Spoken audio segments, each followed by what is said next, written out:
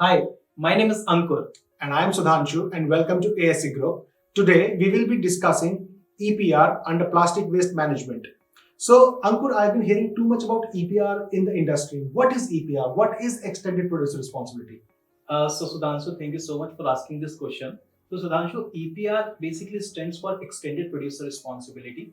That has been introduced in year 2016 by the Ministry of Environment, Forest and Climate Change with a clear purpose of eliminating plastic or different sort of product waste from India.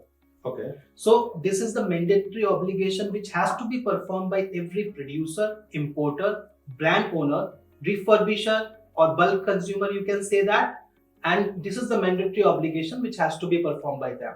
Okay, so you said as an importer. So, for example, if I am importing equipments in India, how am I affected?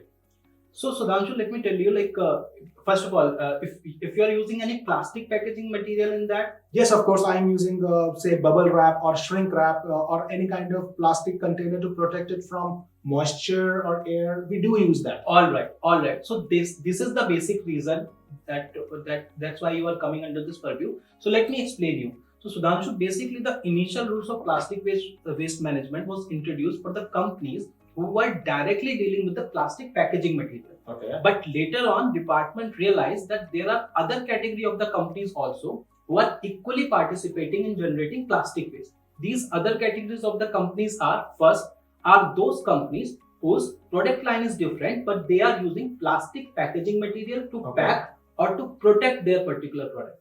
And the second other category of the companies are those who are directly importing the material which is made of plastic like BOPP, LDP, HDPE and all. So in your case, since you are using the plastic packaging material to pack or to protect the products, so therefore you are coming into this purview. Okay, and you said something about a brand owner. So if I am supplying my equipments all across India, and yes, of course, those equipments are packed inside a plastic packaging material. Correct. So what is a brand owner? I mean, how am I affected because of brand owner? So, Sudhanshu, this is very clear. When it comes to brand owner, it's a self-explanatory word. If you are using your name and branding along with the packaging, so you will definitely fall under the purview of brand owner. So in plastic waste management rules, brand owner is a person who are using plastic packaging material and selling in the domestic market with their name and brand. So which means that I have to get two different EPR registration, one as an importer if I fall under that category and one as a brand owner if I fall under that category. Yes, and one important point I would like to disclose here. So suppose as a company, if I'll ask you that do you have an MSME certificate? Yes, if I do have. Okay, in which category you fall? Let's say medium category. Okay. So for example, in India, if the company is falling small and micro category of MSME, they are exempted to take the brand owner registration. Okay. And MSME may medium and larger scale enterprises has to take this registration as a brand owner. So if a company is doing both, they are importing the material and they are selling the material with their name and branding, they have to take both the registrations.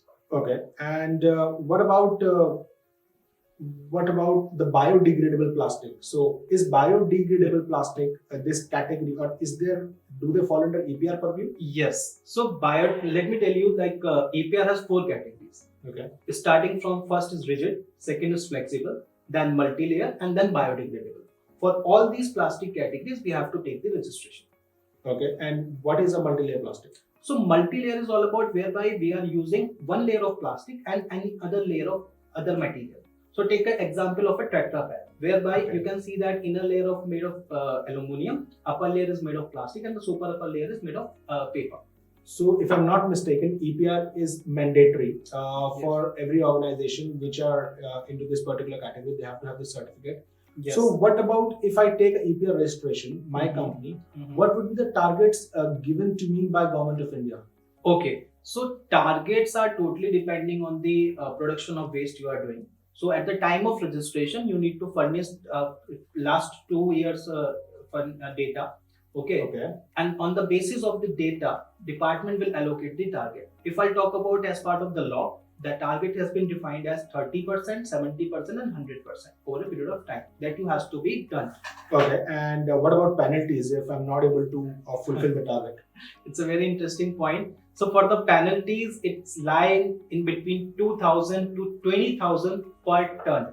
So it could be a huge amount if you are losing to get the proper compliances. Oh my God, that is pretty harsh. And how can ASC help us? So to be very honest, at ASC we are providing end-to-end solution. Means from registration to compliance to recycling, we are into everything. And as part of the company, we can help the companies to get this registration, and we will also ensure that their company would be compliant with these rules. So that is how we can help. And you will help us to achieve these targets as well. Of course.